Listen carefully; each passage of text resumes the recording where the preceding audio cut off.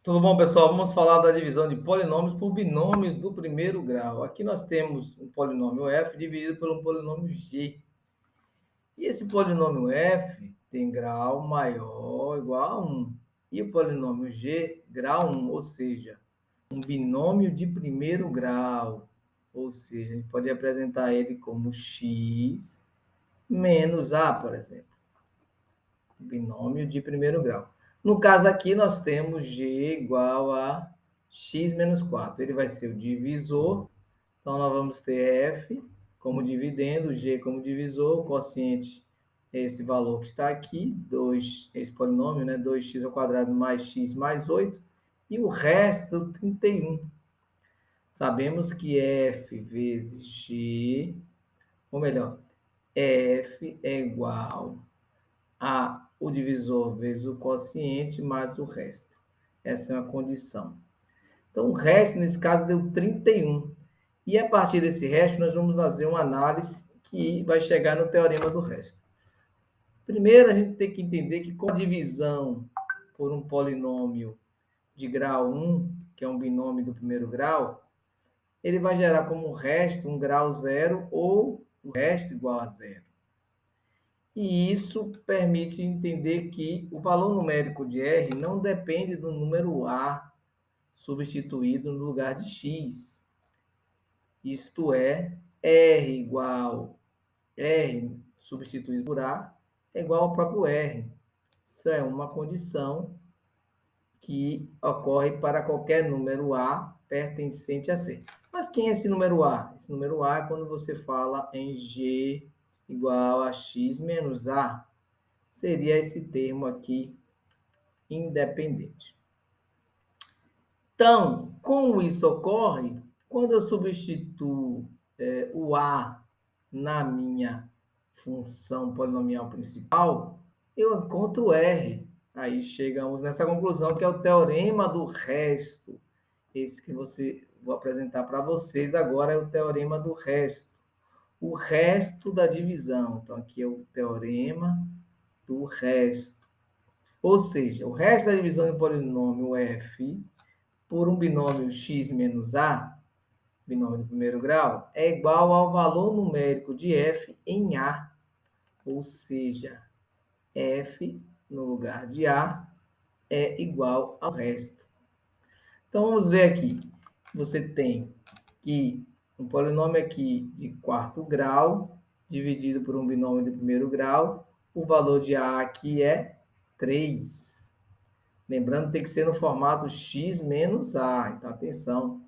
Aqui está x menos 3, então a é igual a 3. Substituindo, ó, 443 é o resto da divisão, ou seja, 443 é o resto dessa divisão.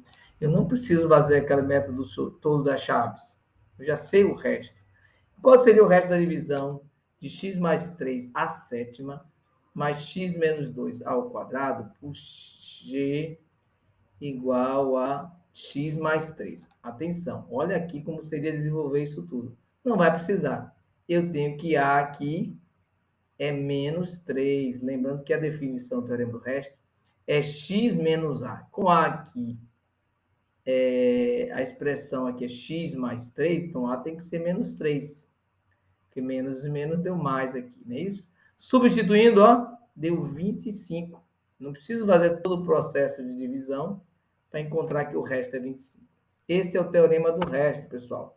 A demonstração a gente pode usar aqui a ideia que nós já conhecemos, que o quociente vezes o dividendo, o divisor, melhor dizendo, mais o resto, é igual ao dividendo. Quem é o G nesse caso?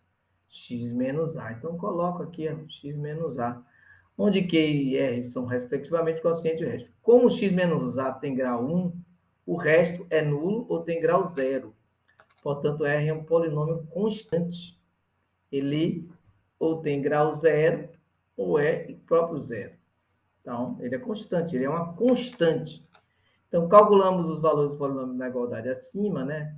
Supondo uma constante igual a A, nós temos que esse aqui se anula e, no caso, nós temos que o resto vai ser igual ao valor numérico da função no ponto A. Bom, D'Alembert, ele trata também desse tema, e ele fala que um polinômio f é divisível por um binômio x menos a, se somente se esse a é raiz de f. Então, outra ideia, né? Já sabemos pelo teorema do resto que o resto é igual ao valor numérico da função polinomial no ponto A.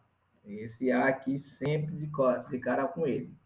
Então, A é raiz desse F se esse polinômio tiver resto zero, divisão exata. Então, eu posso encontrar a raiz de um polinômio F sem necessariamente utilizar, por exemplo, a fórmula de Bhaskara, caso seja um polinômio de grau 2. Então, vamos ver aqui se esses dois polinômios, o primeiro é divisível pelo segundo. Opa, sem usar o método das chaves. Então, nesse caso, eu sei que o A é igual a 1. Olha aqui. Então, vou usar o teorema do resto. Eu vou aplicar f igual a 1, com valor numérico 1. Então, vai ser 1/5 menos 4 vezes 1/4 menos 3 vezes 1 ao quadrado, mais 7 vezes 1 menos 1. Essa expressão aqui, bem simples, né? 1 menos 4 menos 3 mais 7 menos 1. Que deu 0. Isso aqui deu 0. Opa! Se deu 0, quer dizer que o resto é igual a 0. Se o resto é 0, a gente já sabe, né?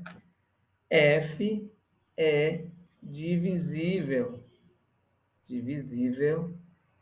por G, respondendo a questão aqui. Ó. Verificar se é divisível. Pelo teorema do resto, o resto deu 0. Se o resto é 0, logo ele é divisível. Para fechar, nós temos que determinar o valor de A de modo que essa função seja divisível por x menos 5. Mesma ideia do teorema do resto. Quem é o A aqui? 5. Então, vou aplicar esse polinômio no valor para x igual a 5. Então, vou ter 5 ao cubo, menos 2 vezes A, vezes 5 ao quadrado, mais A menos 1 vezes 5, mais 15. Isso aqui, para ser divisível, eu posso dizer que isso aqui é igual a 0. Então, vamos nessa. Então, vai ser 5 ao cubo, 125. 25 vezes 2, 50A. 5 vezes A, fazendo a propriedade distributiva, menos 5, mais 15, igual a 0. Então, aqui nós temos menos 50 mais 5, menos 45A, igual 120 menos 5, 125 menos 5, 120, mais 15, 135. Passando por segundo membro, menos 135. Então, A vai ser menos 135 dividido por menos 45. Essa divisão eu já fiz, A igual a 3. Então, qual é o valor de A para que esse polinômio seja divisível por x menos 5? A tem que ser igual a 3. Inclusive, a gente pode escrever o polinômio agora, né? Completamente, né? Vai ser menos 2 vezes A é 6. Ó, 2 vezes A, menos 6x ao quadrado, mais A menos 1, A é 3, 2x, mais 15. Esse é o polinômio que é divisível por x, pelo polinômio x menos 5. Só que esse é um polinômio que é um binômio de primeiro grau. Nossas referências. Até uma próxima, pessoal. Bons estudos, bom trabalho, tudo de bom.